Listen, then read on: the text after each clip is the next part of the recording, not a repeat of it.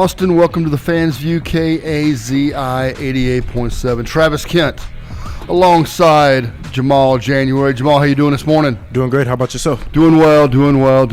Jay Hunt on the board for us this morning. Appreciate you, Jay. Douglas will be sliding in here any minute. He's obeying the speed limit, though, obeying all traffic signals. No issues with that. Nobody has to be on the lookout. He'll be fine. He knows judo. You don't think he's going to kick down the door? And He very well may. Corey's out today. He'll be back hopefully next week for us. But Corey, I think, is getting ready for what is about to be a long stretch of football. So he's on a retreat with his church, trying to take a little break. So we'll hope to get him back next week. But we got lots to talk about, lots going on. Hey, it's just to mention. Hey, they were in with us a couple weeks ago. It's Austin Gamblers Friday. Hey. The Gamblers tonight. Gambler days are this weekend, Friday, Saturday, and Sunday. Tonight is college night. Shabuzi is playing tonight. So, Shabuzi. AustinGamblers.com if you want to find out more information and get hooked up with tickets. Literally, a pop-up will hit you right in the face if you go to AustinGamblers.com if you want to get tickets for any time this weekend. But get your country on. Shabuzi. Yeah. Hey, okay. Professional bull riding at its best right here in ATX. So. I met like a dude when I went down to Del Rio. I met a professional bull rider down there. Oh yeah, he was bruised up. Yeah. Oh badly. Yeah. That's a rough sport. That talk about full contact. I mean, I rode a mechanical bull before, and that wasn't even easy. Right. So imagine the real thing. No sir, not for me.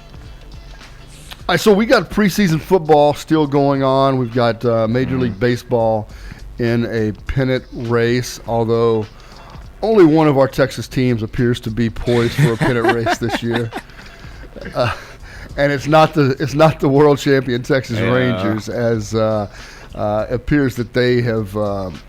I think they have expended all they have. The bats just never woke up this year. The pitching, while the relief pitching at least better than last year. Yeah. The starting pitching maybe not quite as consistent as last year, but the hitting's really been a failure for the Rangers this year. Hey, look, it didn't help anything when Josh Young, your young third baseman, goes out early in the year. Got game 3 and just got back a couple weeks ago. Of course, you lose Evan Carter. You've had Seager spent some time on the DL. It's just been a rough go of it.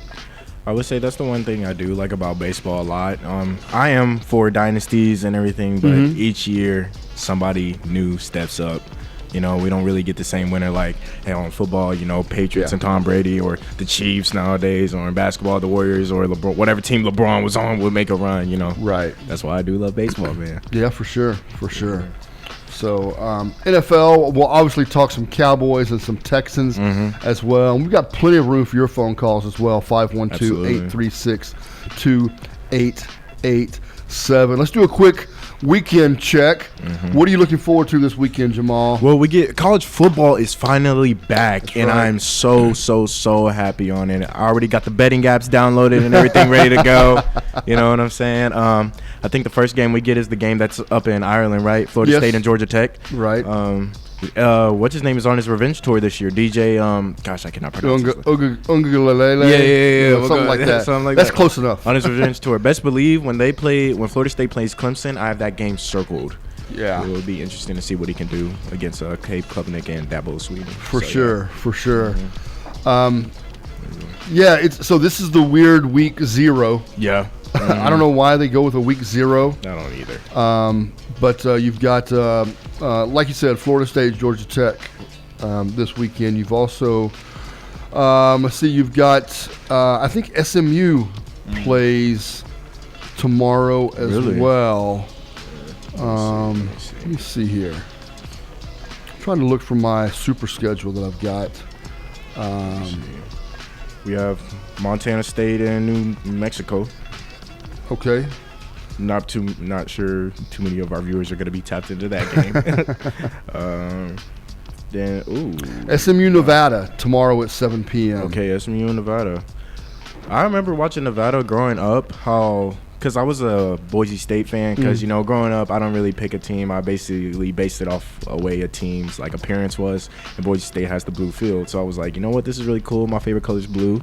Let me actually watch it. I think, what's his name was QB in them at the time? Kellen Moore? Is that his name? Was that his name? Kellen Moore, yeah. Kellen Moore, yeah, he was QB at the time. And Boise State would go undefeated the entire season, but every single time they played Nevada, they would lose. And I was just like, why? Like Nevada got y'all's number, man. Like y'all literally can't pull this off. Because I was always wanting Boise State to be in that BCS national championship game, but yeah, they could just never pull it off, man.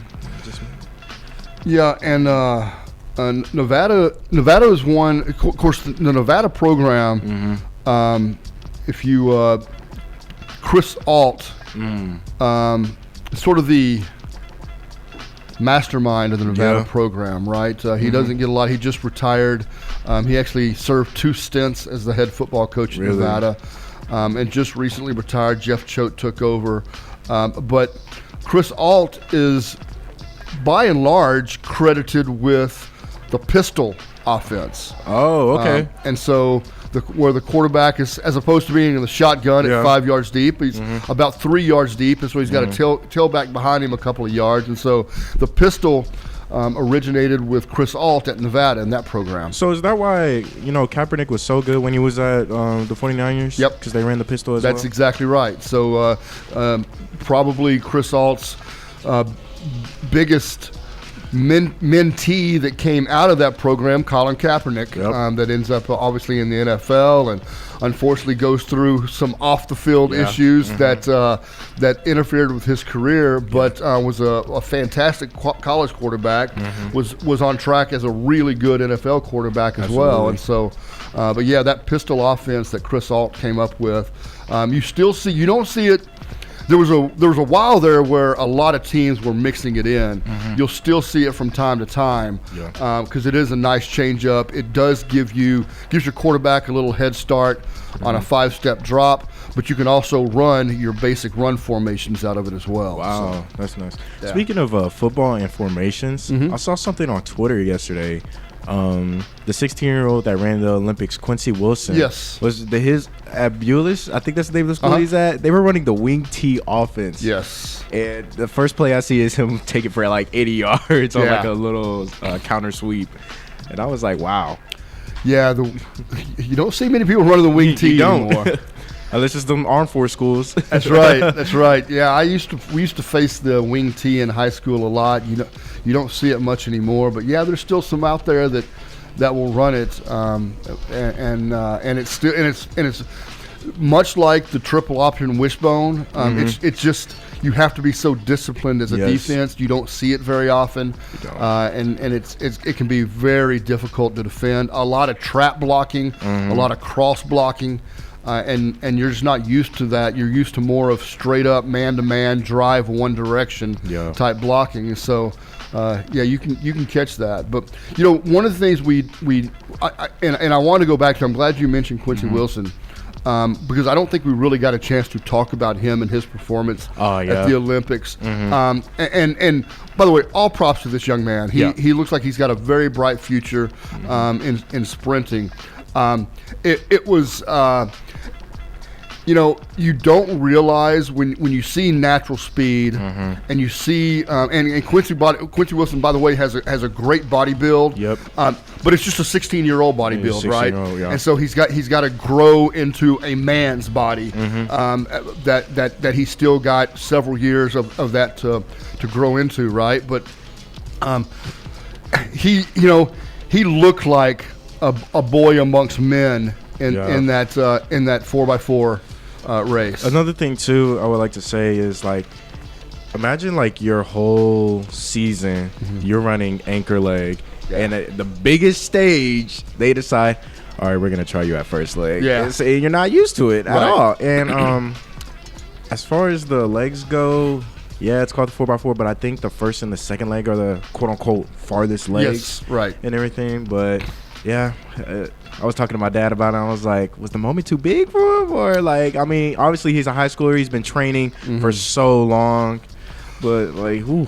Well, and quite frankly, this is the way I looked at it. Yeah. Is I love the fact that you mentioned when you're a top dog like that, you're always running anchor. Yeah. Or sometimes you're being matched up if there's always an odd team that you're a rival against, and they put somebody third leg, and so you match somebody up against them, and so, what it does is it gets your adrenaline going. Yeah.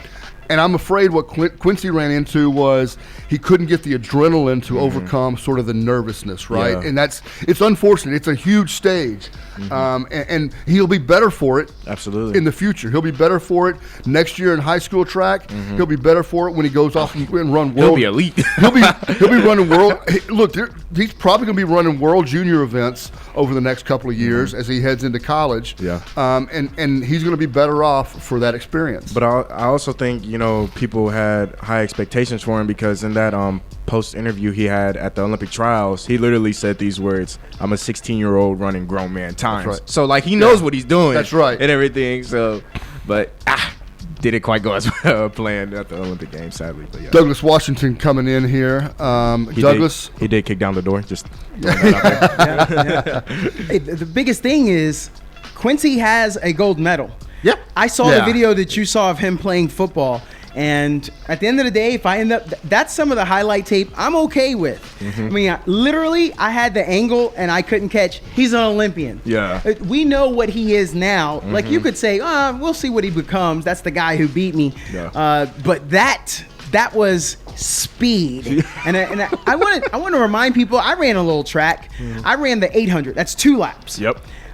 We respect those people that run the 1 lap. It is a sprint. So he is still a very fast young man. Yeah. He just put 4 fast 100 meters together to insult your math to be able to run that. And I believe he had a long season. Yep. His coach, I don't want to blame the coach. I'm not saying the coach was dogging him out, but he had a long season. Yeah. And then he's there out of his element. He's trying to figure out, you're trying to adjust. And then lastly, I think he was working out with the team, and now he's doing grown man workouts. Yes. And that's a little bit of a difference. Noah Lyles did come out, not going to say this was a reason, but Noah Lyles did come out and said that even for him, it's a struggle to try to adjust and rein in your emotions and whether you like Noah Lyles or not, he gives us a peek behind the curtain, and I like that he's so forthcoming because we learned some things, and I'm thinking maybe that might have been what happened to Quincy. Yeah.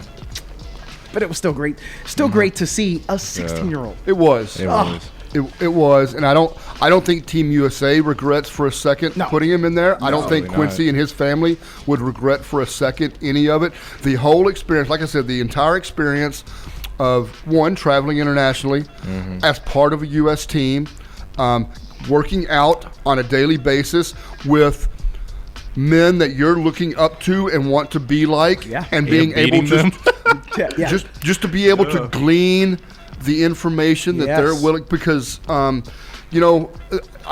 have, my assumption is that there's no reason that those guys would, when they're working out with their competitors, they may be a little tight-lipped about some things that they like to do on their own. Yeah. But with a 16-year-old, I doubt any of them were tight-lipped with him. I bet they were all saying, hey, this may not work for you, but here's some things that I've done over the years that helped me. Like when I was 16, I got this advice, and I started doing these things. Just wanted to, pass that along to you.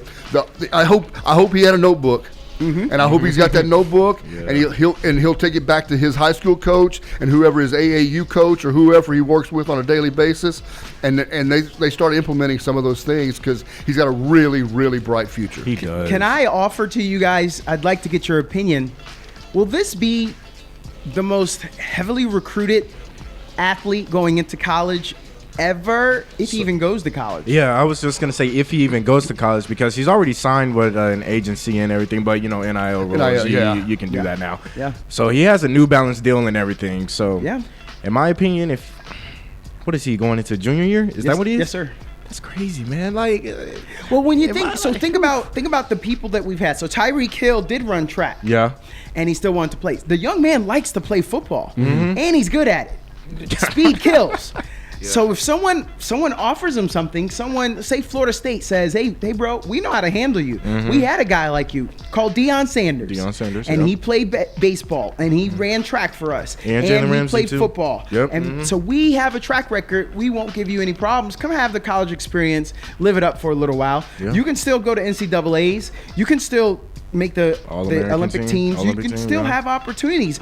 I think that would be a great sell because you only get one chance in life to have that college experience. That is true. That's the sell. And because any other college athlete that you guys can think of, I don't know, Wilt Chamberlain, that you can think of a college really wanted, but the person already has all these accolades. Yeah. And that's why I think he could be the greatest recruited athlete ever. I think so too. And not gonna lie, I know Charles Barkley has said it before that college, isn't for everyone. But if I remember correctly, watching it was either at the trials or at the Olympics, Quincy made the dean's list. He's got the grades. Yes, if I'm him, I'm just going, you know what, let me just go test it out for 1 year and see what I can do. Yeah. Like he's guaranteed to go pro for sure. Just scratch your itch and play football. Literally. Maybe even for a year, especially if they're saying because of your speed, we see you as a Reggie Bush, we'll let you play your freshman year. Yeah. You don't have to sit the bench. Yeah, for sure. Because there's a dude, actually, Nick Harbor. Yeah. I don't know if you know who he is, but he's at South Carolina. He's like 6'5". Yeah. But he played in high school. He went to Carroll High School. And he was a Gatorade National Player of the Year. He was All-American. He was playing D-end and tight end / receiver, because he is 6'5". Wow. But the guy runs a 10.09 and like a 19.9, I think. Yeah. So he was doing both at South Carolina. So wow. I'd love to. And do he that. was the highly anticipated recruited athlete. So yeah, you got to find a school that's willing to do it. Not a football coach that has their hands on it too much and is like, oh no, you belong to me year round. I don't want you to do that. And a track coach from an esteemed program. So maybe he won't go to LSU because that track program is pretty elite. So they'll say, nah, bro, we need you to focus on this. So he may end up going to another school that would love to come up. The notoriety. If he goes to a Notre Dame, if he goes to a Florida State, if he goes to Ole Miss might pull that off. Ole Miss can. So they can matter in SEC. I didn't mean to say that out They loud. might matter this year. Hold on football side. They might have matter. some transplants. Yeah. In Lane we trust. Jackson Dart. They better have a little something. Did you guys see on the news? We talked about it last week, but it's on the news now. So we're ahead of the news that Texas is sold out for the season. We talked about that already last week. We're ahead of the game for the season. Yeah. It's incredible. I know people that their hearts have dropped. Maybe they thought, I'll wait, game day. We'll see how the season goes. Nope. You need it to be the early bird. Yep. You need to have those opportunities. Yeah. So, as a student, former student, you look like you can go back, go rip off another master's, especially this first year. Yeah. But Travis, I know I said it then, and I just want to come at this again and just say, is this the most exciting time ever in the history of UT football? Yeah,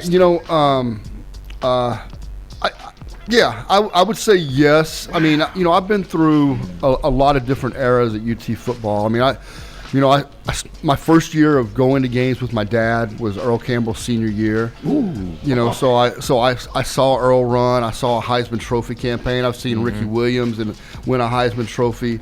I saw the first year of the Big 12, and even though it was at the time it was a 7-4 Texas team that ends up in the Big 12 championships against Nebraska and then pulls off the upset, finishes 8-5 that year. Even though that was a disappointing season, that certainly was a super exciting high. Yeah. Texas at Michigan in the Rose Bowl with Vince Young the year before the national championship. So the only rival year I can say to this year because of moving to the SEC is after that Michigan win going into the next season, knowing it was going to be USC and Texas 1 and 2, and then going through that season. That's the only other season I can compare to it. Yeah, that's a great comparison. Yeah, I like that breakdown. I'm not from Texas. If we got any new listeners, and Vince Young is still Superman to me, off of what he did against USC. But wow, yeah, you're right. Coming into that next season, you didn't know what he was going to do. Like, was he just going to carry you to the promised land? He did. You did. But that was exciting. He did. In fashion too. Do you think, Travis, that there is going to be a letdown if there's just one loss? Do you think the letdown could happen, or can everyone just take a breather to say it's okay, or is the sky going to fall after that first loss? Yeah, that's a great question, and you know, there's two ways to look at it. One is from a fan base standpoint. From a fan base standpoint, this is a great season for fans because if you get that early loss, and let's say, hey, it's not even an early, maybe say it's the Texas OU game when you go in there 4-0 and you come out 5-1, you still have 7 games left in your regular season. A lot of stuff is still in front of you, right? But as a fan, you still got Georgia coming in. You still got Florida coming in. You still got big games that in the past it would have been Kansas State and Texas Tech. And nothing bad against those teams, but they're not bringing in the clout that Georgia and Florida and teams like that are bringing in. So from a fan stand base, from a team stance, they better continue to prepare and get ready.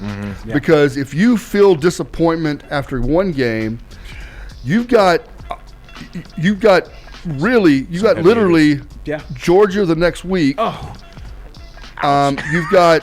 I mean, it is. That's brutal. Yeah, it is. It is just a brutal stretch. Yeah. And it's and by the way, we say that, and it grades out as one of the easier SEC schedules for the Whatever SEC. that means. And then mainly that comes because they're only playing. They're not playing LSU or Alabama in addition to Georgia, right? A lot of teams end up having 2 of those teams. If you assume that, let's assume Texas, Oklahoma, LSU, Georgia, and Alabama are right now what I think would be the top 5 teams. No disrespect to Ole Miss, who very well. If you're going to take 6 and jumble them up and say I don't know which order they fall in, let's add Ole Miss to that. And so. If you only have to play 1 or 2 of those teams, that makes your schedule easier, and I think that's what most people base it on. Plus, they get Georgia at home, and then Florida, who I think will be a little better this year, but they're not quite ready to step into the prime time quite yet, in my opinion. Too many coaching changes over the last 7 or 8 years for them to really have that consistency. Let's see if this new regime can get that done for them. Lost their quarterback. He went to the league, and that's that. I mean, they would have loved to have had him for 2 years. He would have stayed 1 more year. That would have been their first year. This would be their first year with the new quarterback. So DJ Lagway from Willis, Texas. Well, let's see. I got family out there. Had to give him a little shout out. Oh, all right. But how small is that town? Small. Yeah, that's the country for real. But does Travis know about anything about that?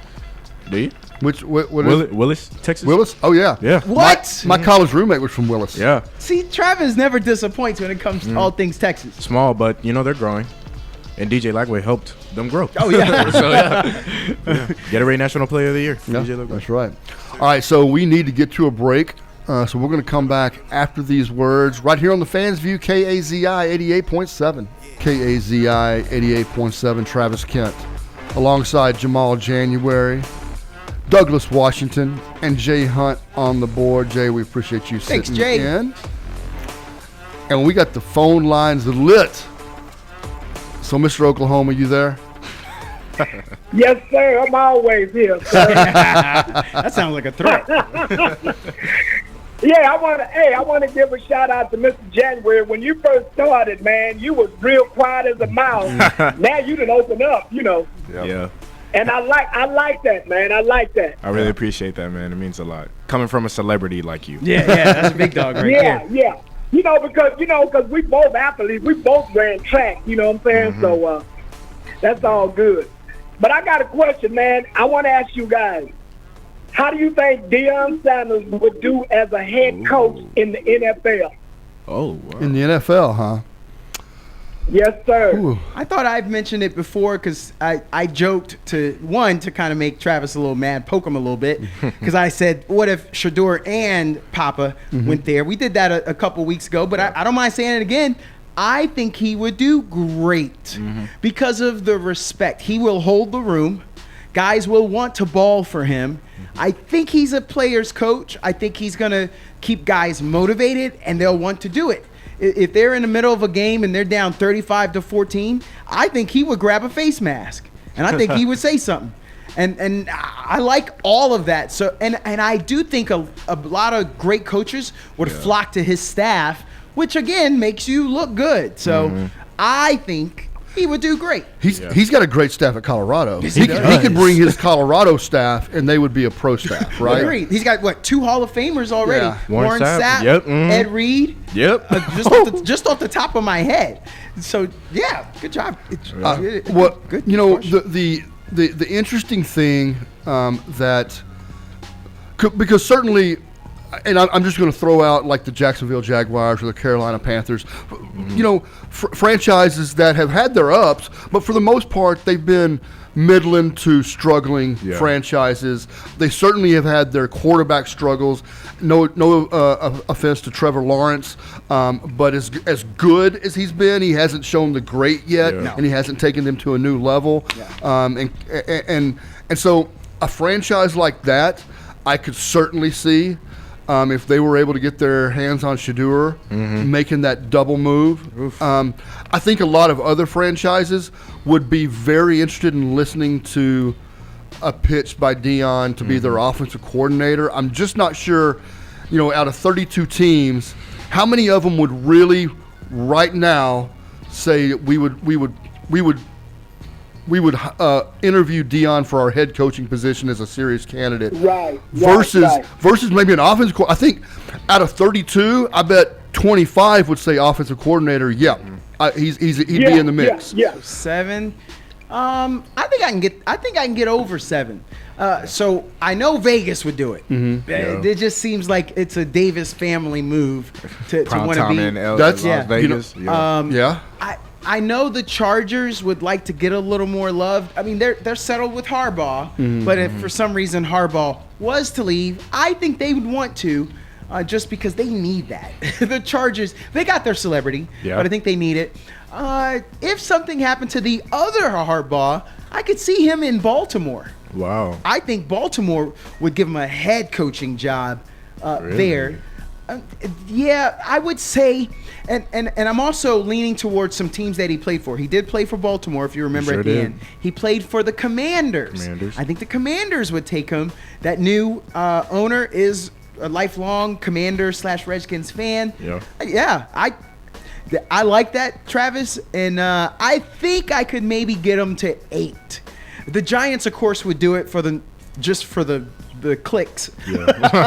So I think I'm up to 5. Here's my question to you, Mr. Oklahoma, and I'm just going to go with NFL power rankings today, right? These are just power rankings. So let's say Carolina right now is picked is on this NFL.com power ranking. They're the bottom team. Let's say that they end up being the worst team in the league again this year, and that they're the number 1 overall draft pick.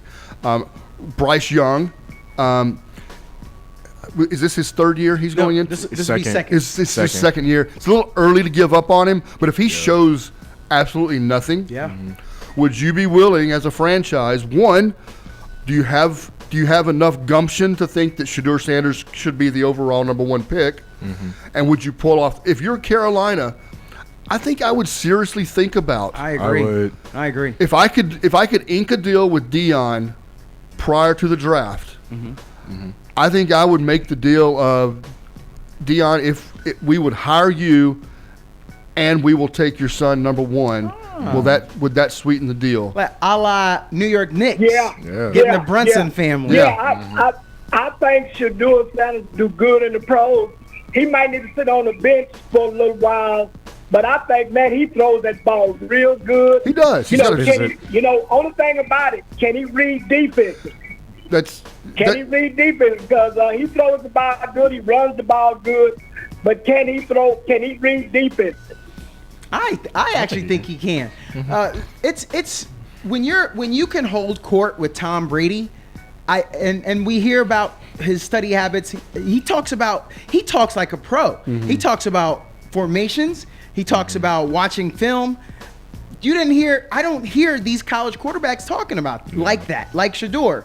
Yeah. So if anything, Mr. Oklahoma, I think I would disagree that we don't know. I feel like he's already a professional, and he's been groomed. He's been groomed his whole life. He's surrounded by pro NFL players who, I mean, look, there's no doubt that they're teaching him what it takes film study wise. Yes. Because I guarantee you, and not a lot of people think about this, right? But to be the player that Warren Sapp became at the NFL level, he watched as much tape as Tom Brady watched. Yeah. Oh yeah. I mean, we all think about the quarterback position, how much tape they have to watch, and it is the hardest position to play in the NFL. But if those defensive players, Ray Lewis and guys like that, and they're not necessarily on the staff, but those elite NFL players, they're all watching as much tape as guys like Tom Brady and the other quarterbacks in the league are watching, and Peyton Mannings and all those guys. That's what it takes to be that level. You can't just be athletic and think that athleticism is going to get you there. Yeah, and I want to change the subject right quick. Yep. You know, Houston looks good right now. I just hope they keep it up during the regular season because they look good right now. They do. And another thing, next year, everybody for Dallas, it's going to be some trades. People want to go somewhere else and all that kind of stuff because Dallas is not going to the Super Bowl. Whoa. that's my prediction. Well. Wow. Wait, well, of course. Dallas is not going to Super Bowl. Mr. Oklahoma, we could say that about any team, to be honest. But what are you're saying the dysfunction will be the reason of this season? You got to give me a little bit more. What I'm trying to say, man, you know, it's a lot of people just like C.D. Lamb. You know, I don't know if he's happy with the quarterback or not. You know, because what they were saying last year, man, they were talking about that Preston needed a new quarterback for Dallas. Okay. And Dallas is my team, always my team. But, man, come on, dog. It's just that, man, we've been waiting so long for Dallas to get to the Super Bowl, and, oh, my goodness, man. I don't know. Okay. Jerry Jones, I don't know, man. Okay. You explained it. I get it. And, I think a lot of people feel that way. Travis. Yeah. Travis, I want to say this to you, man. If you get a chance to, you need to look at the Paul Feinborn show when you can. Okay. Because they say everything on that show. I mean, you know what I'm saying? Yeah, no, I hear you. You know, they say everything on that show. But and I have talked to Paul Feinborn several times about, you know. Okay. But, man, I'm going to tell you, they be talking about Oklahoma. They were talking about Oklahoma. They were talking about Texas. They said Texas, they don't think Texas going to make the playoffs and all that kind of stuff. They said Oklahoma's probably going to finish 9-3. So when you get a chance to, because it come on at 2 o'clock to 6. Okay. So when you get a chance to check that show out, man, because I tell you, I love it. They be arguing, women be arguing and all that and knocking people out and all that kind of stuff. Alabama, Georgia and all that.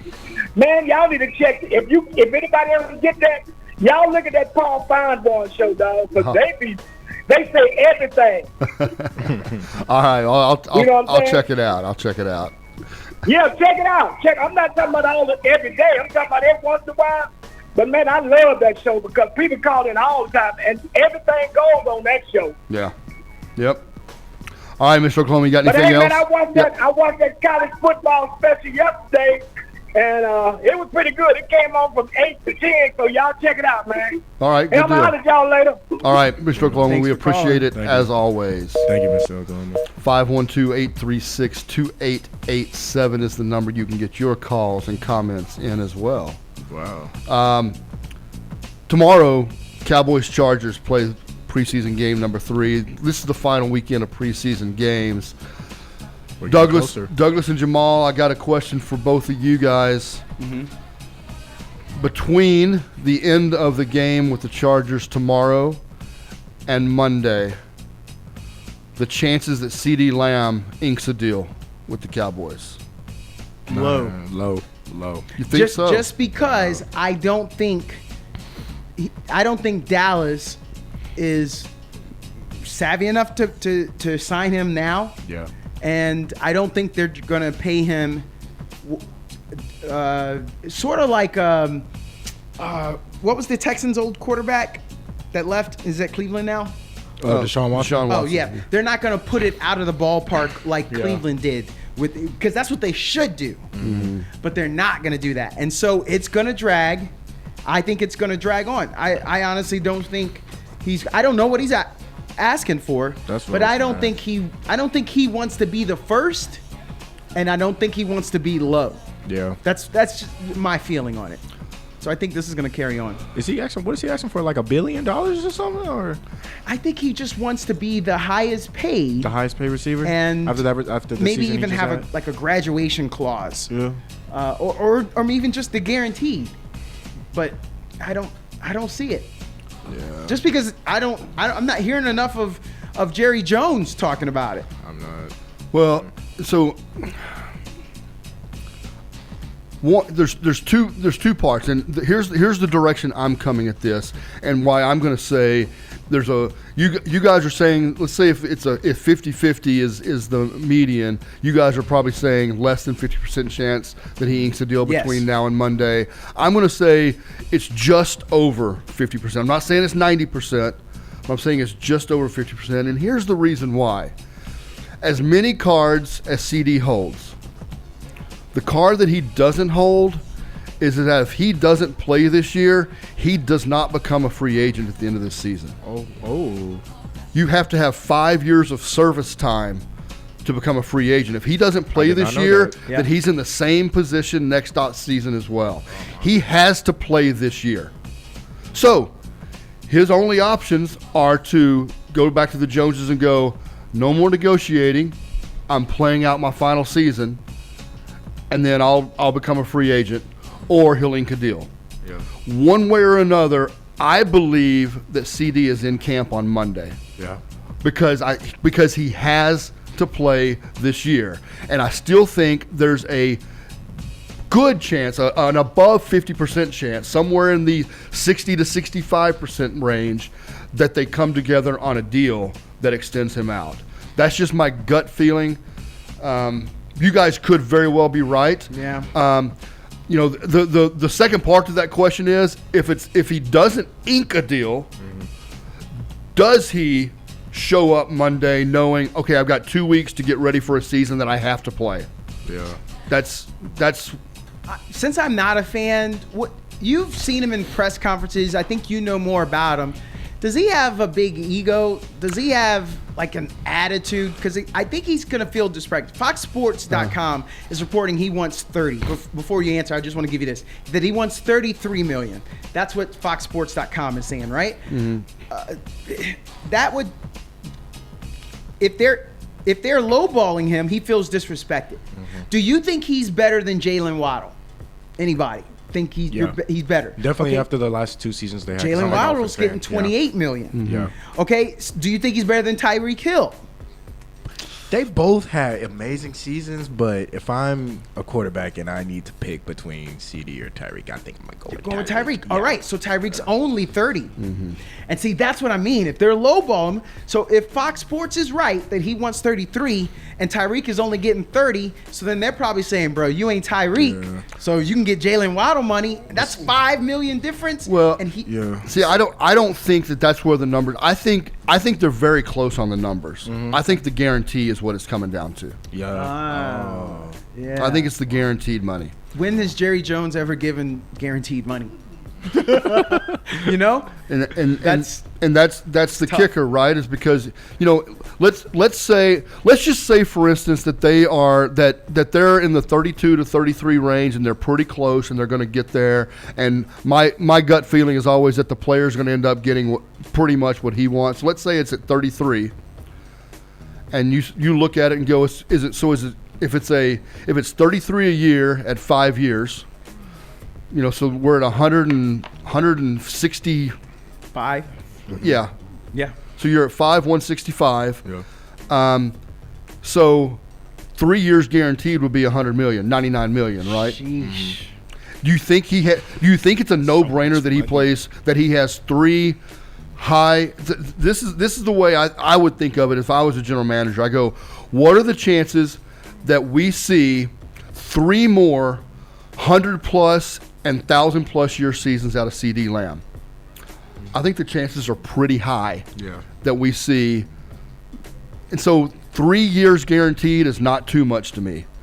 But I would go 160. I would go if we're talking 165 with 100 to 110 million guaranteed. That wouldn't scare me as a GM. But are you the GM of a .com or are you the GM of the family and the oil money of Jerry Jones? He's not as rich as those other guys.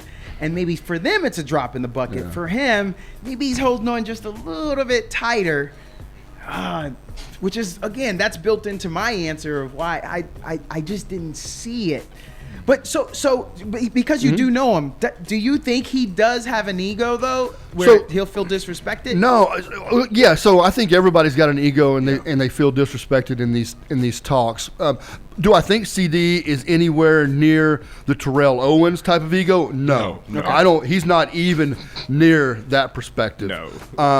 But I'm also not saying he's the humble guy like Larry Fitzgerald, right? If we're saying Terrell is on one end and Larry Fitzgerald's on the other end, I think CD's in the healthy middle.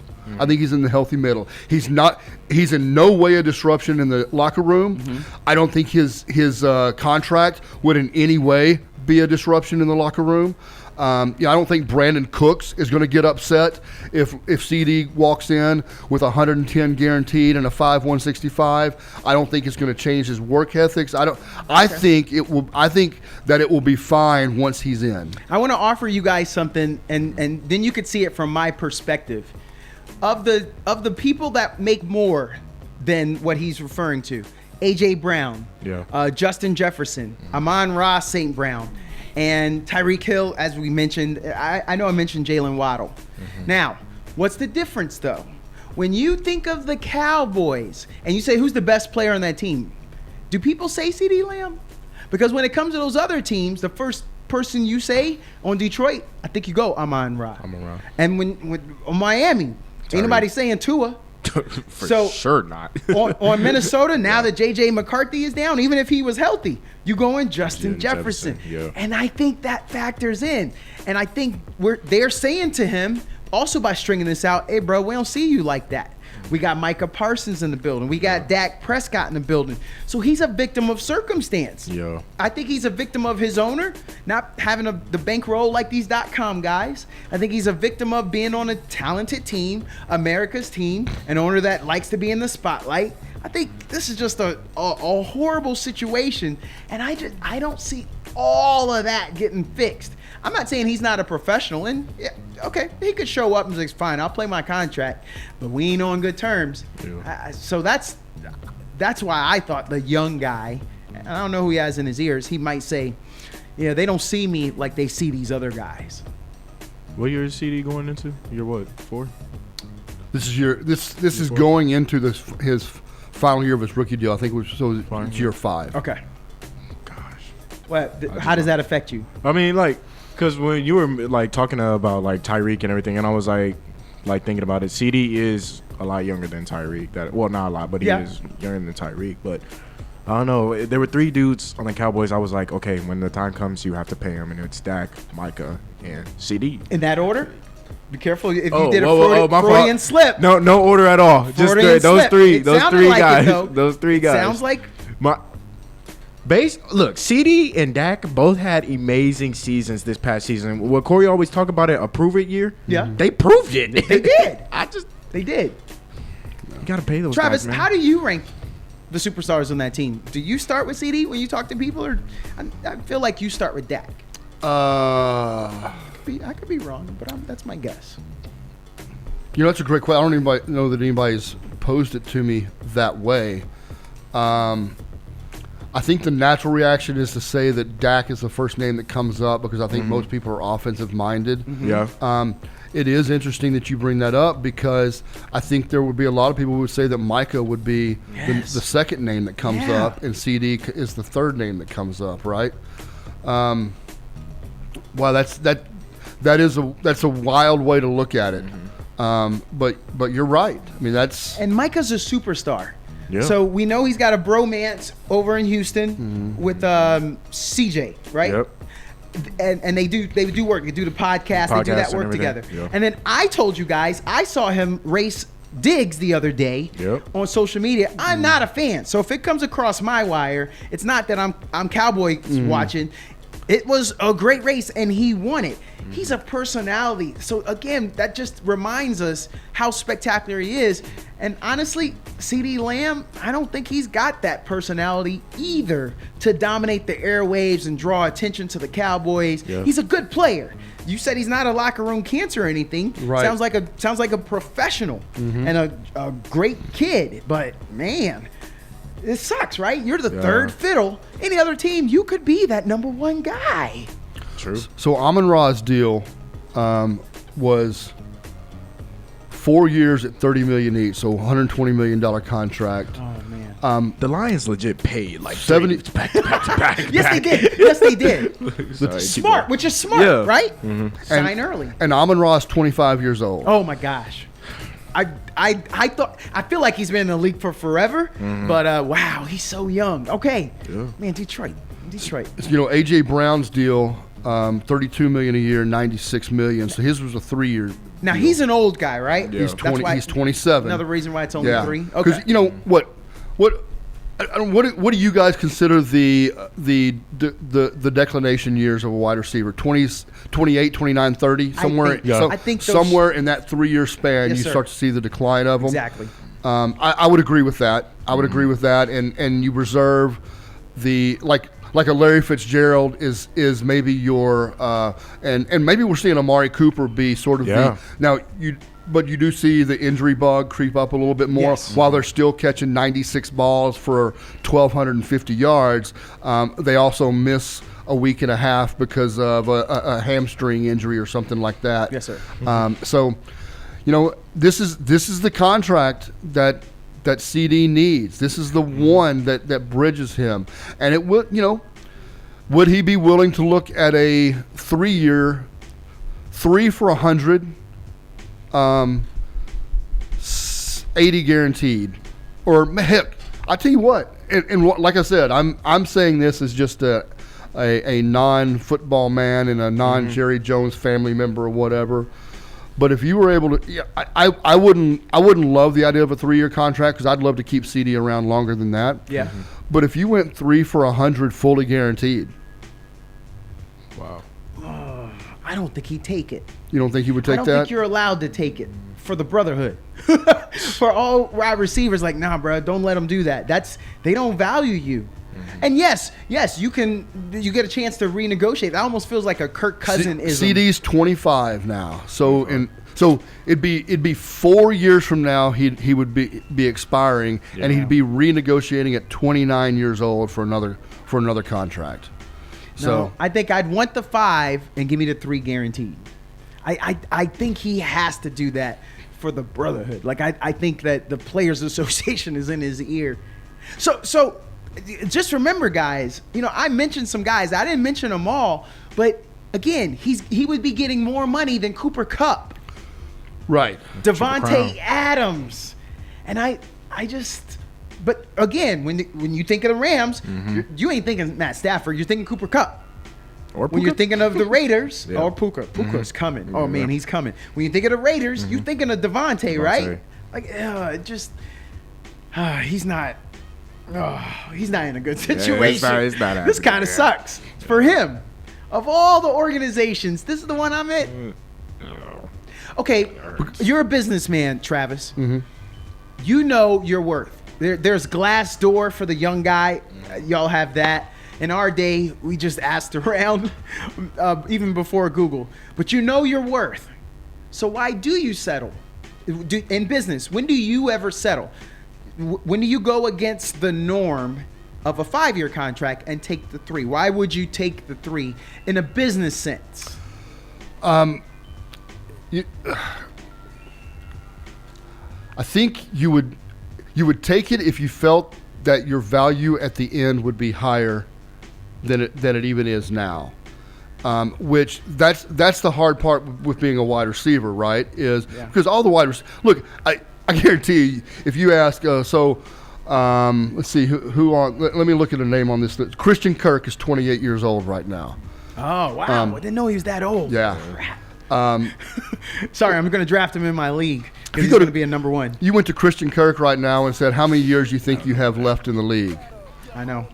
Yeah. I mean, what's his mindset right now? No, when you say it like his that. mindset is probably, oh man, I got 5 to 7 years left in me. No, you don't, Christian. That's what the rest of us are saying. Exactly. That's right. Yeah.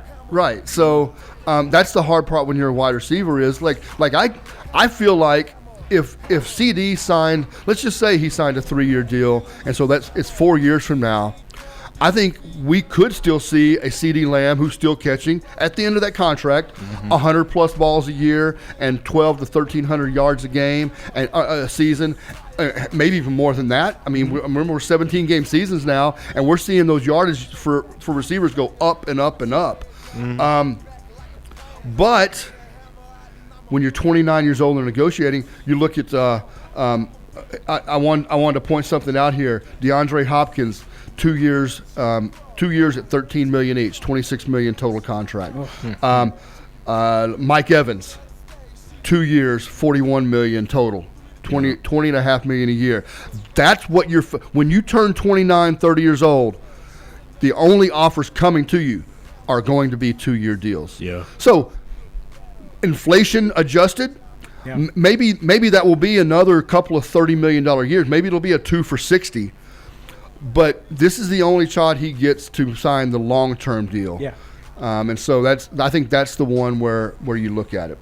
Hey, we need to get to a break. We're going to come back on the other side. We got lots more to talk about right here on the Fans View, KAZI 88.7. Tomorrow's a big day. Oh, yeah? Yeah, it's a big day. I got free time. Cowboys play. Play tomorrow. Cowboys play tomorrow. That's a big day. You watching that, bro? I'll tune in for the first. I'll tune in for the beginning of the game. Okay. I don't watch a full NFL preseason game. There's just no use in it. Okay. I was curious. If I hear that something happened, I can always go back and watch the NFL films, the NFL channel replay or whatever. Yeah. But it's also Summerfest. KAZI's 42nd anniversary Summerfest 2024 tomorrow. Doris Miller Auditorium at 2300 Rosewood Ave. Doors open at 4. Doors open at 4 o'clock. You can be out there. Lots of live music. KAZI karaoke. I don't know. Now you got my attention. Travis, is there going to be any local hip hop? Any local hip hop? Oh yeah, there's going to be. Oh yeah. Okay. Are they giving away any gifts? Any giveaways? They got any of that going on? Oh yeah. All right. Is there going to be any comedians? Like I don't want Jamal January being the host. I want a comedian. They got any comedians and hosts? I want to enjoy. I know I'm a little quiet, but I got a couple of jokes. I know. See, I got you laughing. That was a stab. Instead of shooting you, I got close and stabbed you on that one. You were just close, bro. Yeah. So this is where I got to be. It's the real deal. Okay. It's the real deal. I'm looking forward to it. Summerfest 2024 out at Doris Miller Auditorium. Be there, 4 p.m. Doors open. All right, so we got more to talk about. We spent a lot of time on CD. It obviously is big news. Look, it's Jamar. I tell you who else was paying attention to it is Jamar Chase. Yes. Yeah. And oh man, there's a couple other guys that still have to be signed. Okay, so Travis, before we go, then can I just say, this is kind of what Mr. Oklahoma was saying. I know we said this last year, but here we go again. This is why Jerry Jones is doing this. All eyes on Cowboys this season because a lot is going to change based off of how the season turns out. Because this guy might leave. We were talking off air. CD might get traded next year. He might come in and play this year just to be traded next year. And then there's the Dak situation, and then the Micah situation. I'm telling you, Dak's going to Vegas, and I've been saying it for weeks. I can literally see it. You did say that first. Mm-hmm. that I heard. You stood on that on that intersection. That day we Screaming. had all them Raiders fans call in. They did call in. And they don't want Dak. Get ready, because he's coming. Travis. Yeah. Yeah. I'm just gonna ask you, when it comes to you and this weekend, you just got to get through this weekend for the NFL to start. You just last weekend of preseason, and you just got to. Okay, I thought it was just me. Travis is that way. Jamal, you're that way. Yeah, just got to get through this weekend. Yeah, I'm still on the. I am more and more on the bandwagon. Not necessarily supporting it, not necessarily saying it's a great thing. Yeah. But I just feel like the momentum is headed. That within the next 5 years, we're going to lose another preseason game and add another season game. And we'll be at 2 preseason games and 18 regular season games. So they're gonna start encroaching on the college opening weekend. Yeah. That's rude. I don't. No, it is. There are arguments out there that talk about doing away with preseason games altogether and going to a 20-game season and building in 2 off weeks throughout the season, so that, I mean, look at it this way: if you do it that way, you're probably starting your season.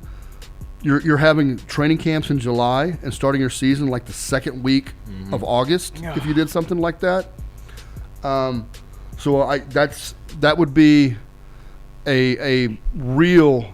I mean, one and 2 games, I think, for an NFL body is a huge deal to go to 20 games. But there are many arguments out there that think because those are those games have higher value and the TV contracts would go up because of the more games, that it just fills the owner's pockets, and that's the way it's headed. I'm not saying I'm an advocate. My hope is that if it does extend out to 2 preseason and 18 regular season, that would be it. I think, I'm kind of thinking about the player here. I think play quality is going to drop off too much the more games you add. Okay, I thought when you said play, I was hanging on every word. Yeah. I thought you were going to say playoffs, because people being hurt and grounded down by the time the playoffs come, it's a war of attrition at that point. We're just, okay, who's the last man standing? Exactly. And while you, I think you would see there'd be a ton of changes to the way coaches would have to coach games. I think you would see backup quarterbacks get snaps in games that otherwise they would never get into. Yeah. Sort of like the NBA does when you sit your guys. Yeah. So almost like the NFL is going to go to load management. Yeah. So Patrick Mahomes will play. Maybe he doesn't play the first quarter. Maybe he comes in right before halftime, and then just does the last 3 quarters. Yeah. Takes the first quarter off. Yeah. Maybe that's what we do. I mean, I also think that you would probably, from the player side of it and the Players Association side of it, you'd probably see an expansion to 60-man rosters. And so if you've got 7 more roster spots per team, that's a lot of guys making a living playing instead of just being, because essentially what you're doing is you're saying all practice squad guys come on over to the roster, and then we'll set up a new practice squad. Right, that's essentially what you're saying, and I think once again the Players Association would go, 18's a lot of games, but we're getting 7 more people per team employed at the highest level, and not just making taxi squad money, but they're making real money. Yeah. So, I don't know. For the working man, we don't want that to happen, because Labor Day weekend and the 4-day weekend that we all get, because games are on Sunday.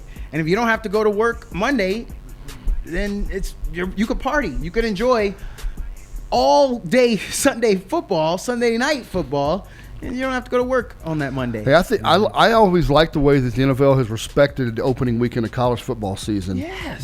By ending the preseason games, that it gives their teams 2 weeks to prepare for opening week, but it leaves Labor Day weekend open. It just says, college football, you take the center stage, go ahead and get all your opening games out of the way, and then we'll show up the next week, and we'll just move it out from there. But I like what you said. You said respect it.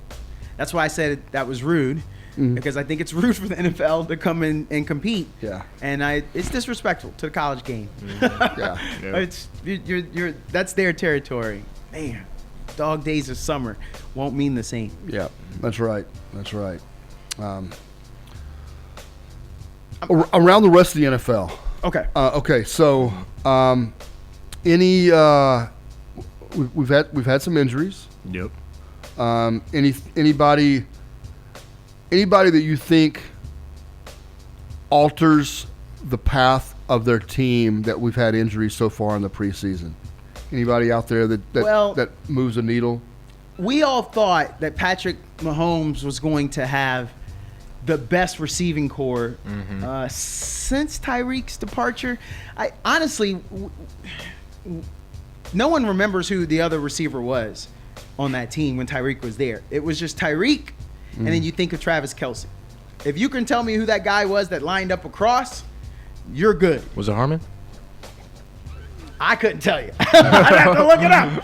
I'm just thinking again. So Hollywood Brown was hired now, Yep. and you're talking to a 5'6" dude who played semi-pro football. There's one thing we don't like being told is you're small, and most of us are fast. But he's a receiver, and that body, he's been a little injury prone since he's been in the league. He's a little more, hate to say it, he's a little frail, and he's taller than 5'6" by all accounts.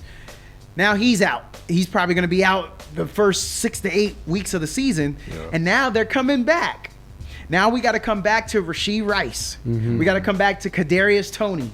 Don't say his name again. And then you know who, for the Longhorn fans, another reason why I'm bringing this up, that means possibly we can see more minutes out of Xavier Worthy. And so I think that really sucks for them and those fans that Hollywood Brown didn't even make it into the season. And you almost got to throw the rookie in fast in three receiver sets, because Travis is getting old, and you gotta load manage him, save him for the playoffs. Yeah. Of course, J.J. McCarthy out. We talked about that last week. That sucks so much. Yeah, it does. You never want to see one of these rookies who is touted and has a lot riding on them. Yeah. That they don't even make it to opening weekend, right? I mean, hey, it was devastating enough for us to tune in to watch Aaron Rodgers only play 3 snaps. But to not even make it to week 1 is even more deflating for a franchise, especially a franchise that's kind of been used to disappointments like Minnesota has. So. Yeah. Yes. Oh, yeah. I mean, okay, maybe Jamal, you read about it or your parents told you about it, but if I told you that they at one time had Randall Cunningham slinging it, they had Randy Moss. Randall Cunningham was punting. And they had Mr. All I Do Is Catch Touchdowns. All on one team. And they had one kick against the Atlanta Falcons, and that team broke the Minnesota Vikings fans' hearts. That team was supposed to set every record. Yeah. I still don't know how they lost any games, to be honest, with as much talent as they had. And then again, they had maybe the greatest running back, pretty close in his generation, Adrian Peterson. All day. And they couldn't do anything with that. Yeah. All that talent.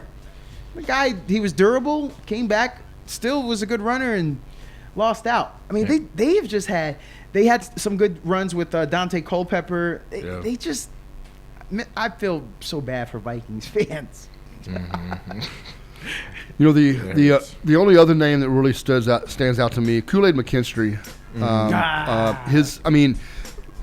Good news is didn't show major damage, but that knee is banged up. Yes. He's gonna be hobbling for a while, for several weeks. I don't even think they've come out now and said like 3 to 4 weeks or 4 to 6 weeks. I don't even think they've done that yet to know. I think they need to wait for the swelling to go down and him be able to get around. It probably could be as soon as 2 or 3 weeks, but certainly a guy who is set to make a real impact for the Saints. Is going to be hobbled for at least a little while. Yeah. Hey, I'm going to do this for our local audience. You guys think Sam Ehlinger is going to make the Colts roster, so we can continue to remind people Who's their that we backup got a right now? local guy. Well, see, it was Gardner Minshew last year who left. Yeah. And so they need somebody because we don't know if Anthony Richardson has figured out how to keep himself healthy because I think he's going to throw himself all over the place. Yeah. So it's between him, Jason Bean, Kadon Slovis. Yeah, nobody knows those names. I So think he'll make it. hopefully, and I'm not rooting for Anthony Richardson because, I don't know if some of the guys in my league might be listening, but I want to draft him. Yeah. I drafted him last year and then he got hurt, of course. But if we could have a local guy. I think Sam will make the roster. I think Flacco's still there, right? Flacco's going to be. No, I don't. Oh, Joe Flacco. Is he there? I think He's supposed to be. I think he's going to be the backup. Well, that's I forgot Joe Flacco. What that makes Sam the third quarterback, Yes, which sir. he becomes inactive. But if he comes in, he has to finish out. That's that 53rd man on the roster. Yeah. I think Sam's probably got that locked in right now. Okay, so. yeah, they're gonna go with Joe. Yeah. Yeah, you gotta go with Joe Flacco. So Joe Flacco is 39 years old. Good grief. I Yeah. just He's looked it LeBron. up. Yeah. yeah. No one will ever say that. But Age will find in one. age, Like find he's one. LeBron. Yeah. I can't think of any other injuries that really stand out. I can think of a person coming back from injury I don't want to see. I don't want to see Nick Chubb this year. Really? Can we Did do something? Did you draft him on fantasy? No, I would I know not. fantasy earners are hurt, but I think his knees, man. I don't want to see another devastating Chubb injury. Same. I don't want to see him play. Yeah. I hope. I just don't want to see him play. Yeah. I'm probably not even going to watch a Browns game Mm-hmm. because I don't want to see that. That's good. Speaking of coming back from injuries, who has the biggest impact, Rodgers or Joe Burrow? Well, if we look at who is potentially a Super Bowl contender, I would like to say Burrow. Ooh, But I know everyone's ready to see what, especially because it went Hard Knocks and right into season, and Rodgers got hurt. So I know everyone's ready to see what Rodgers can do with Garrett Wilson. So. Yeah. But I'm picking Burrow. well, Just because of the teams he has to play this year, too. I was picking Aaron Rodgers because I think he's got such an amazing running back. And so Brees Hall. you have to stack that box, and he's going to have some opportunity. Joe Mixon is gone from Cincinnati. And so it's a new day. Zach Moss is going to be that, anybody scared of that? So Randy Moss. I know you got T. Higgins and Jamar Chase. Jamar's banged up right now, right? Yeah. Isn't he banged up? Yeah. So to get off to a good start, and then this depends on if Lazard gets that same chemistry that he had with Aaron back in. So Green Bay. I'm assuming, again, we haven't seen it. So you ask, I say, if him and Lazard can still connect, that makes you not able to double team or concentrate on Garrett Wilson. And that team is going to be special because you're going to have that great running back coming out that backfield. And you got a savvy quarterback that we think the arm's okay, and he's going to eat you alive. So I go Aaron Rodgers. Wow. Yeah, I think I think both. I think you're both right. By the way, I think one, Cincinnati is clearly much closer to being, in my opinion, Yeah. clearly much closer to being a true Super Bowl contending team.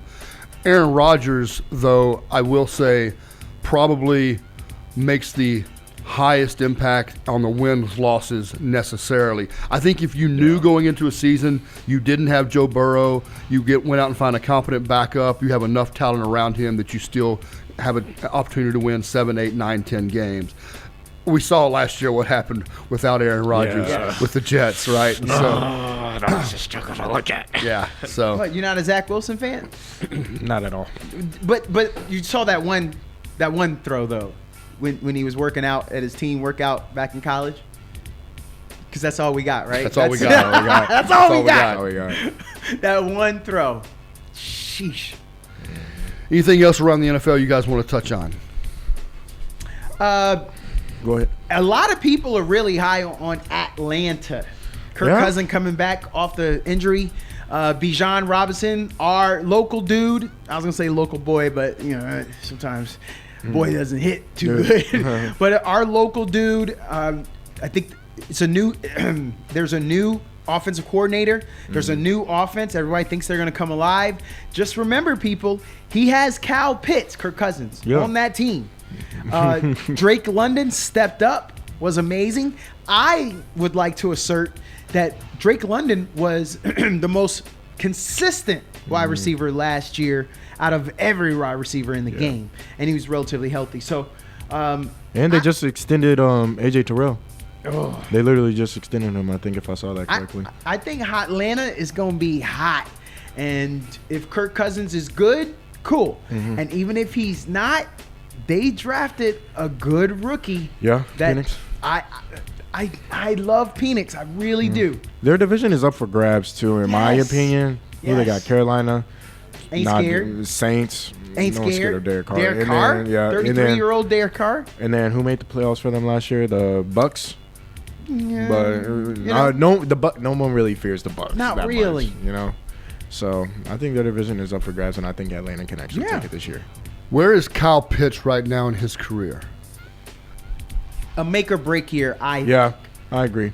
Although we should be holding the offense against, we're holding the offense against him. I think he should have been peppered with balls all last year just so we could see what we got. But he wasn't. But I think it's a make or break because this is his third year. I want to say I think it's gonna hurt his contract. Yeah, this next contract is going to be affected because right now no one considers him one of the top tight ends.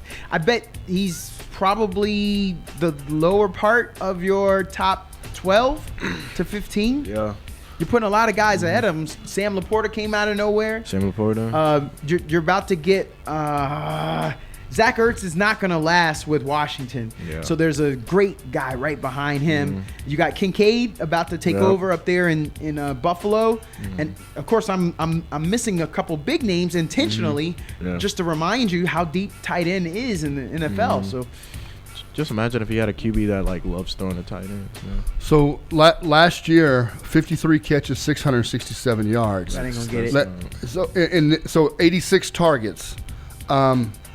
So the targets versus completions, I'm going to chalk that up to your offense is not good enough to spread the field enough to be able to get those quality passes to your tight end. I mentioned that quarterback last year. I can't remember his name. He didn't look good. Yeah.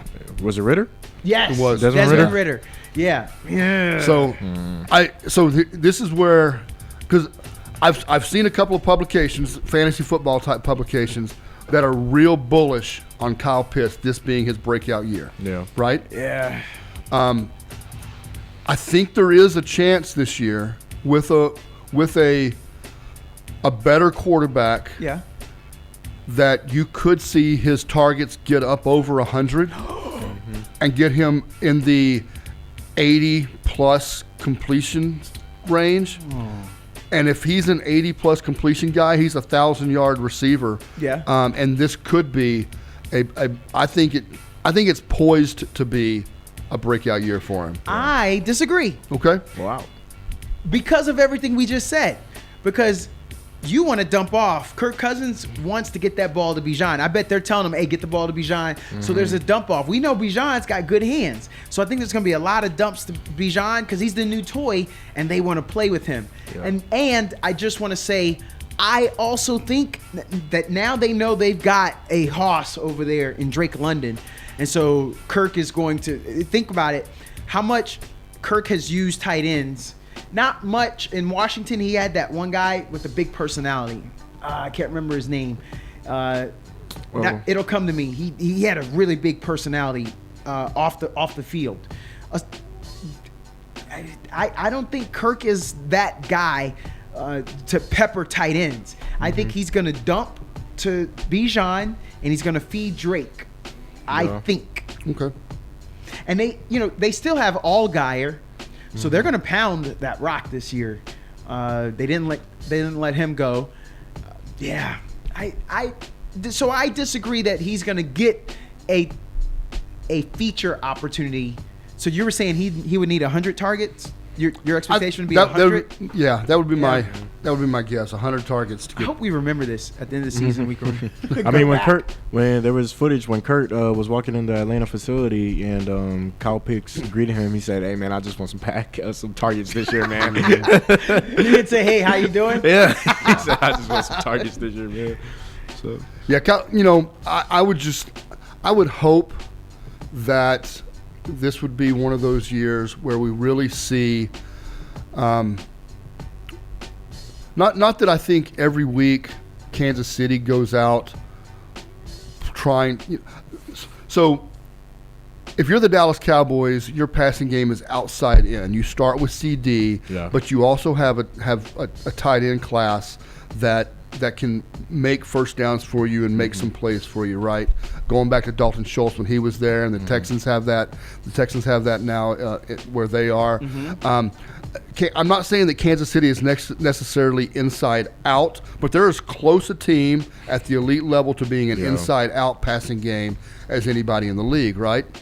I'm wondering if they feel like they could use Kyle Pitts more in the way that Travis Kelce is used as an attacking tight end as opposed to a third option tight end. And that's I would love to see an offense where Kyle Pitts has 10 to 15 plays a game where he's the actual number one option. Not that every time that he's the number one option, that's how you go to, right? If they roll the coverage, that's why you have check downs. That's why you have progressions. But I would love to see him be more involved in the inside out passing game, because I feel like we're watching a guy who has all world capabilities and we're not getting to see him play, right? So it's blasphemy. It's what are we doing? We were all so excited to see this guy with this one-of-a-kind athletic skills. I think the last time we were this excited was that workout guy that from Baltimore. He came into the league. He played out in San Francisco. They drafted him. He was a workout monster. Y'all know what I'm talking about. But he was like Mr. Under Armour. All his workouts were with his shirt off. But yeah, Zach Robinson. I just don't feel like we know enough about Zach Robinson, the offensive coordinator at Atlanta, and that's just my hesitancy. Yeah, he's out of the Sean McVay tree, so let's see if he can put something together that resembles a game plan that can put up yardage and points like that. Because this is an offense that could make a huge jump in total yardage. Yeah. And let's see if that turns into points as well. Douglas Washington and Jay Hunt on the board. There's a difference. The music we come back to when Jay Hunt is in here is always so good. There's a difference when he does it, when I do it. Jay Hunt, I bow to you, sir. Just real quick on that Falcons talk we were talking about. We'll talk a little bit about the Texans and then get into some Major League Baseball talk to wrap up. But one of the things, Raheem Morris takes over as head coach. Zach Robinson comes over after spending time with Sean McVay at the Rams. He comes over to be the offensive coordinator. Last year, remember, Desmond Ridder was the quarterback for the Falcons. Not exactly awe-inspiring quarterback play.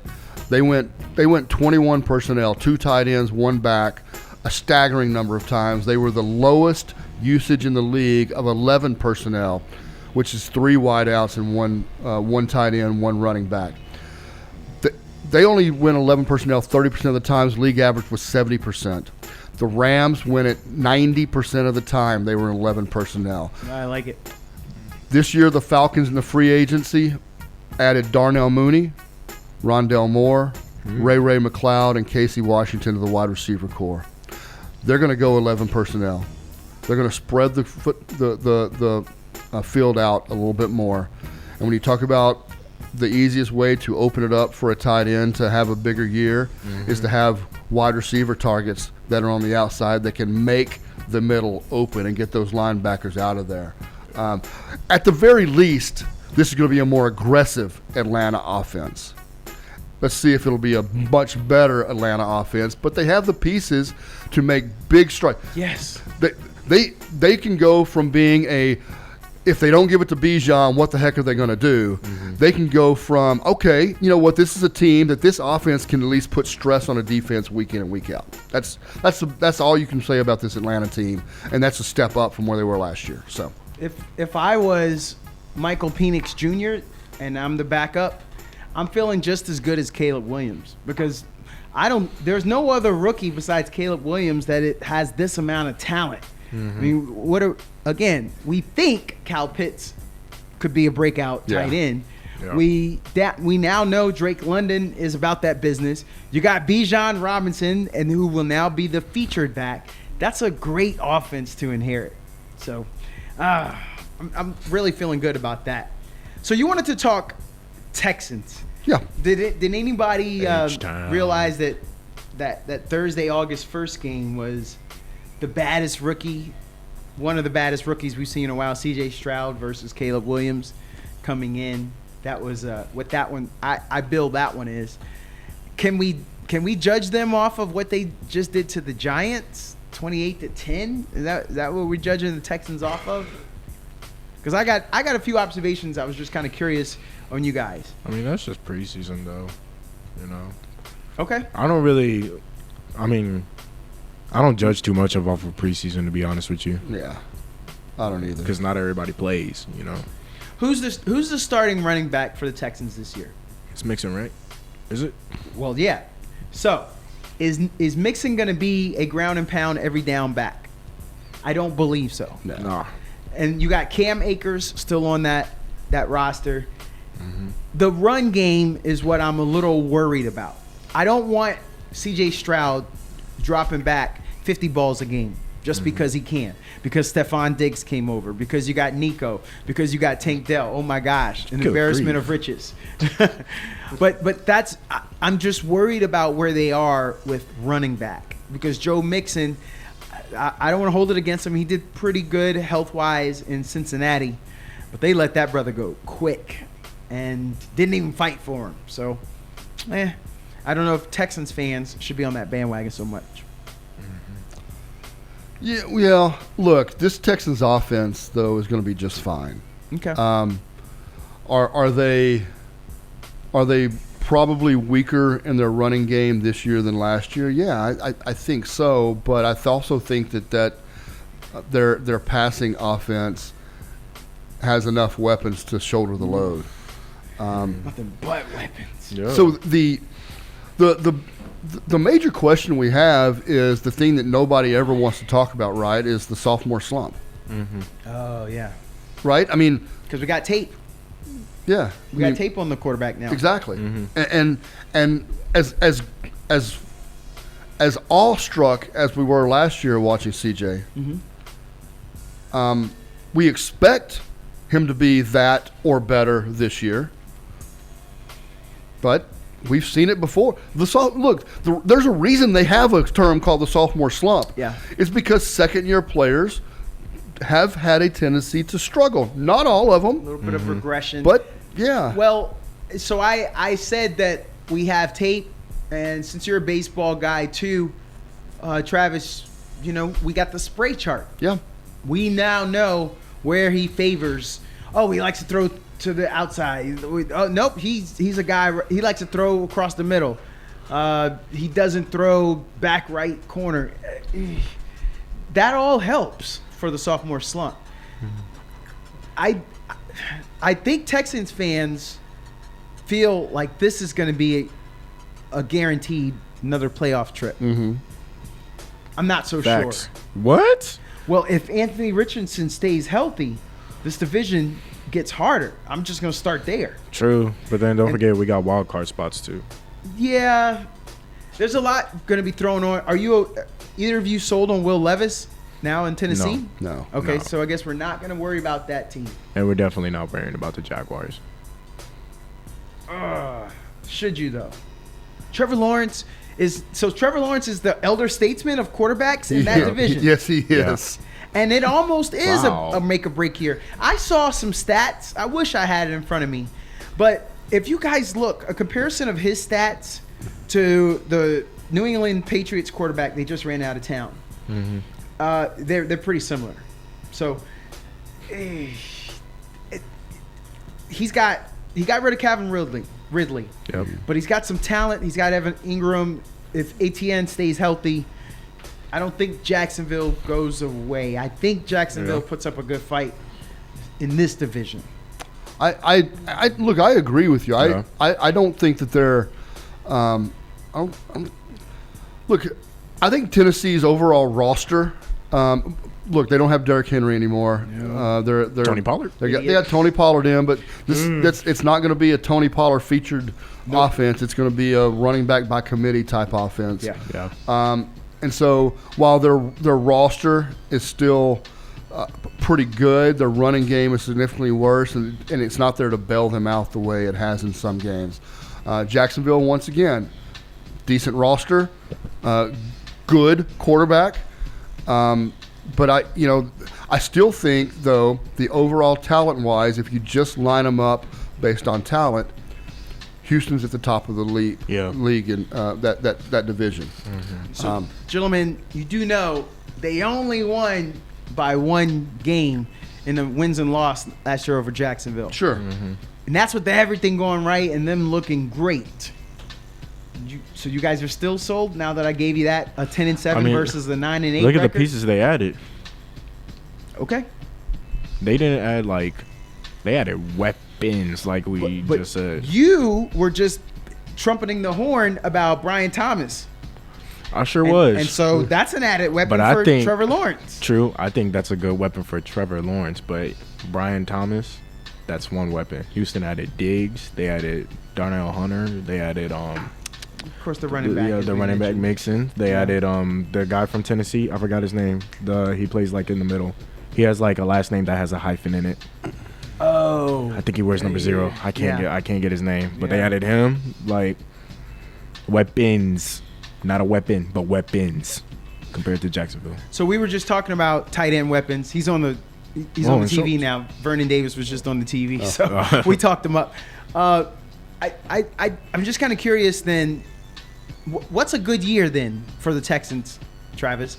Do we do 10-7 again and we're okay with that? Or is your expectation that they'll improve on that? Yeah, my expectation would be 11 plus wins. 11 plus? Ooh. Yeah. I like that. So who are you taking a win away from? Who's getting worse in this division? Jacksonville, Indy, or Tennessee? Tennessee won 6 last year.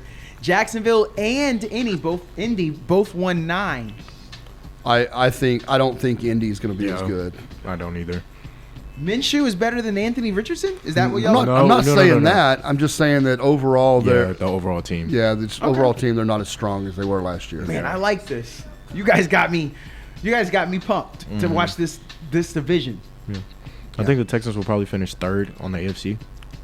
I think Anthony Richardson could have a much better year than Gardner Minshew, and them still only win 7 games this year. Wow. So you're saying Houston is going to be better than Buffalo? Yep. Kansas City? No. I said they'll finish 3rd. I know. I'm getting there. So right now they're 3rd because you're not saying they're going to beat Kansas City or Buffalo. No. They'll beat Buffalo. They'll beat Buffalo.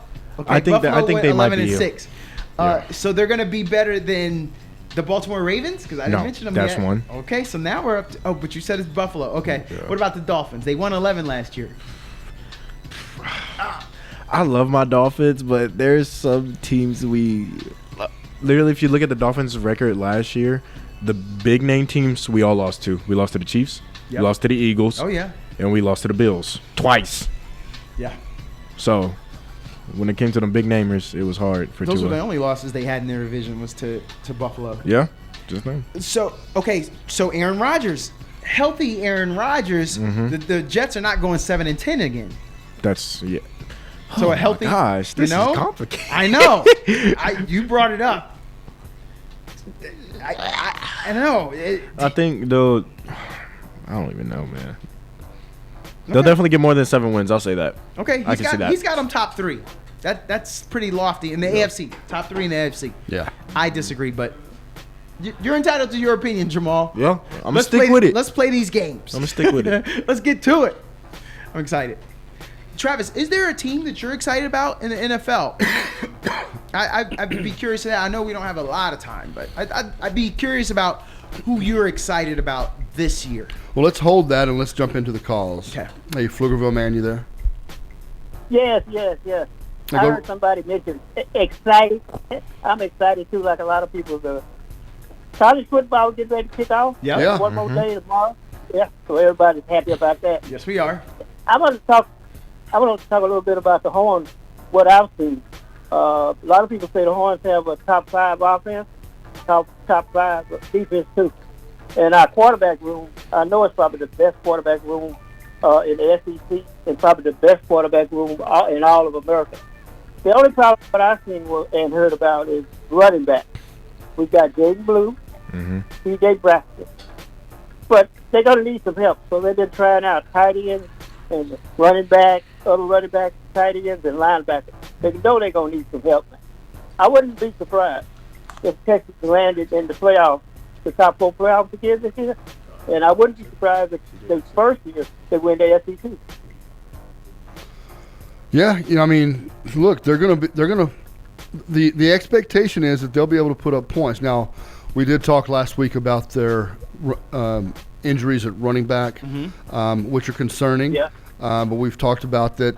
I feel like they've got enough talent that they can. And Sark, as an offensive coordinator, certainly knows that you can.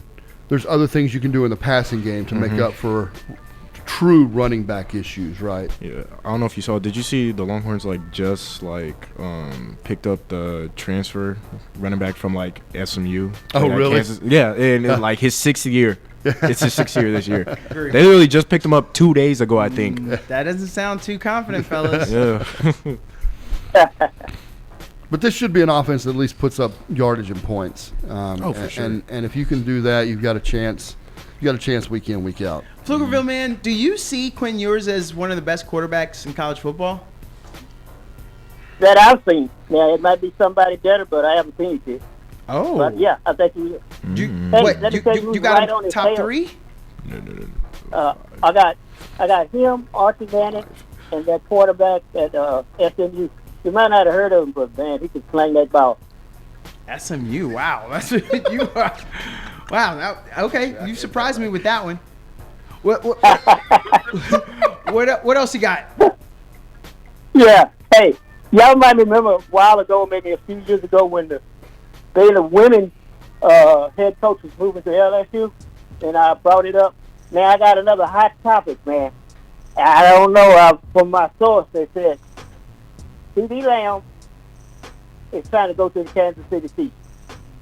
Now, I said that. Now, Ring chasing? sure, but you can't quote me on it. This source, what I heard, says pretty good. Well, first of all, Jamal January is rude. It's not ring chasing.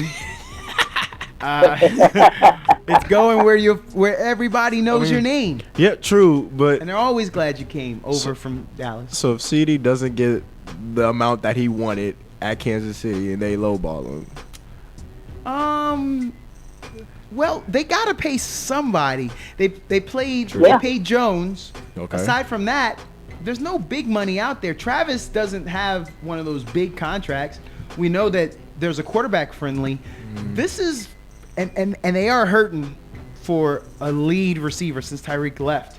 And now that Hollywood Brown, you already have buyer's remorse there that he may not be as healthy. So I like this Pflugerville, man. yeah, I mean I like it too. But you remember when Juju went to the Chiefs? Yeah. I mean Juju ain't CD, but Yeah. No. went to he the is not. Chiefs and what happened? They got that ring, right? Yeah. Yeah. And now where's Juju? You probably don't even know. No, I don't. Patriots, I think. But still, literally, you see what I mean? Yeah. Okay. You got us on that one, Pflugerville, man. All right. I just thought I'd mention it. Guess I'll be spending the rest of the day when I get home watching college football. Whatever be on, I'm just hungry for everything. Y'all have a good one. I'm out of here. Appreciate you. Thank you, Pflugerville man. We appreciate the call as always. So he was talking about SMU. Last year, they only lost to TCU and number 18 Oklahoma. Dylan Gabriel's. And so he's going off of Stone. Preston Stone. Yeah.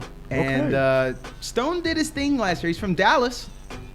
I'd love to know what high school he went to. He went Parish Episcopal High School. Oh, okay. He's that a private school kid. Are they a powerhouse? Yeah, I mean I think that's. Yeah, I mean I think they're a good program. Yeah. Okay. Parish Episcopal is 28 touchdowns, 6 interceptions last year, 3,100 yards. Okay. I hope he breaks out. He's not top 3. But. That's an offense that is designed to put up big numbers. The big question for SMU, right, is that they're going to the ACC. They're not in the AAC anymore. They're in the ACC. They dropped an A and they added a C. The ACC is so wicked. Like what is it? Atlantic Coastal Conference. Yes, sir. Yeah. Stanford is also in that conference. That's right. Yeah. Stanford and Cal. Well, Stanford said, I want to go to a conference where there's another highbrow school. I'll go where Duke is. Yes. I think that's what happened there. Good grief. Well, you guys remember DJ Ugalule? Yeah, we were talking about him. Yeah. I think he's going to legitimize Florida State. Yeah. I think Revenge that's tour. going to make the ACC look good. I don't know what's going on out in Clemson. I don't know what happened there. Dabo, Cade Klubnik. Yeah, I think it's officially done. There were some reports of some other things, his views. So SMU might be able to dominate. We'll see. You guys aren't sold. No. I don't think their defense can hold up. Yeah. But I think it'll be fun for SMU fans. Yeah. And it'll be fun for Dallas residents that Florida State's coming into Dallas to play SMU this year. Yeah.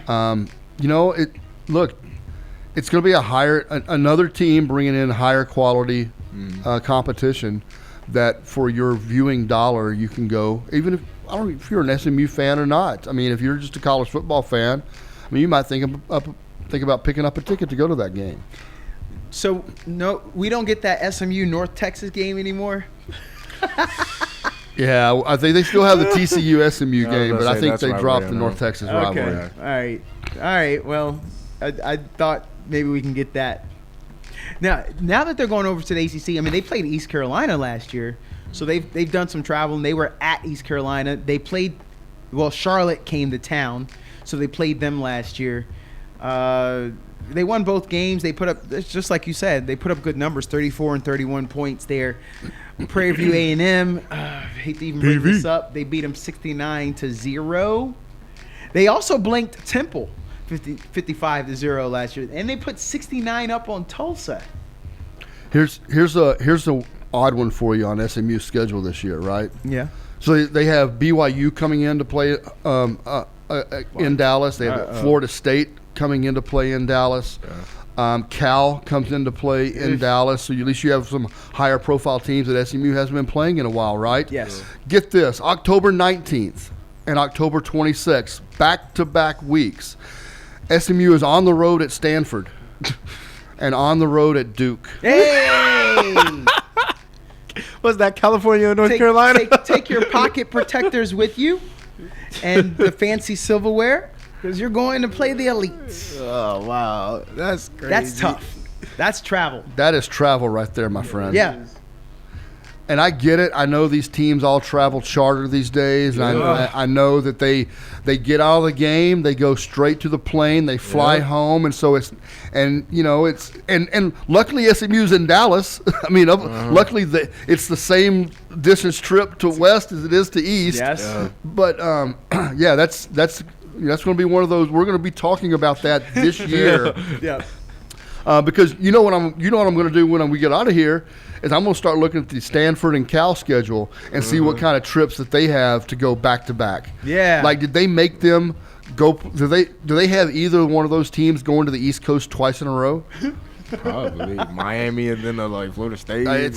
Oh yeah. Well, yeah. To fly from Stanford to Miami, that's about the worst. Except for University of Washington, you can't get any farther away. Oh yeah.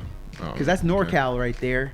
I mean, of course, some Oregon schools. Imagine you schedule a game against Rainbow Warriors in Hawaii. Oh, That's like an 18-hour, I think. Yeah, it is. Wow, I like that. Well, thank you, Pflugerville man, for giving us a little SMU talk there. Wow. Didn't Pony know. up. Pony up. Oh, whoa. God, I'm excited. Oh, so you were going to tell us, is there a team that you're excited about in the NFL of all the teams? You know, excited. I don't know if there's an excitement team that I have out there outside of, you know, the usual suspects. The old mantra is that half the teams that make the playoffs in one year don't make the playoffs in the next year, and so there's always going to be surprises. I guess the team, if you ask me, who are you going to watch more this year than maybe you've watched and paid attention to in the past? It's probably going to be the Bears. Really? I Yeah, really want to Caleb see. I'm Williams. really interested to see how Caleb Williams makes that transition. Yeah, me I too. really am. I want to see it. So. I think Bryce Young is going to make a big jump this year, and he's going to put up some great numbers. I really do. I think he's going to put up good numbers. Yeah. And so I want to see that. I want to see what they're going to do in Atlanta. Yeah, there's a few teams I'm excited about. I want to see if the Lions are legit again. Anthony Richardson, can we finally see what The he's Colts? going to do? He does So- have A.D. Mitchell on his team. Hook him. That's going to be exciting. So yeah, there's a ton. I'm glad everyone's listening because they're going to be along the ride with us as the season gets underway. So Yep. pretty excited. Nobody wants to watch the Patriots? Is Joe Milton III starting? Because he looked great in preseason. Oh, yeah. A scrambling quarterback in New England. Ooh, nobody's ready for that. Just real quickly in Major League Baseball, the Yankees and Orioles are in a great battle right Oh. now. Yankees right now at 75 and 53. The Orioles at 74 and 55, setting up to be a great run stretch for those two teams. Coming down to the wire. The American League Central, Guardians, Twins, and Royals all within 2 games of each other. So they've got it. The Astros, I believe, are in the process of pulling away from the Mariners. They're at 69 and 58 now. Got a 5.5 game lead. The Mariners are sitting at 500. The Rangers, as you know, we mentioned it a little bit earlier. You know, they just haven't gotten the hitting, and their pitching, while it overall has been fine. If you don't hit, you don't win. I'm sorry, Travis. I'm sorry for you. Yeah. I heard you guys on my way over. I would have liked for you to have 2 good years. You know? Yeah. But, you know, look, DeGrom had a minor league rehab start last night. Looked pretty good. I think over the last half of this year, I think you start you try to figure out, you know, is Scherzer coming back next year? How are you going to retool that starting rotation going into next year? Yeah. Who are you getting ready? And so I think as long as you just put your look, I think this offense, the on the field players, is a core that you're ready to step in next year and say, hey, the guys that didn't play as well this year are going to play better next year. We have that much faith in them. Let's hope we stay a little healthier, get Evan Carter back on the field. Josh Young doesn't miss half the season with a wrist injury. And let's come back and retool our pitching staff, and let's get back into the playoffs again. And I think next year, as a Rangers fan, I'm just chalking this up to sometimes it happens to you. The World Series slump is what we'll call it. Exactly. But I still like if you line them up and say which one of these guys do you want gone. I'm just not saying I want a lot of those guys gone. I still think that they have I think Jonah Heim at catcher. Yeah. Not as good a year this year as last year, but I'm not ready to get rid of him. I think he's a really good player. Obviously Seager and up the middle they look good. So look, I think we'll be just fine. And we're up against it. We got to get out of here, make way for Giannis. Yeah, I would just like to say happy birthday to the late great Kobe Bryant. He would have been 46 today. Happy birthday, Kobe. I just saw it on IG. So yeah. Summerfest tomorrow. Doors open at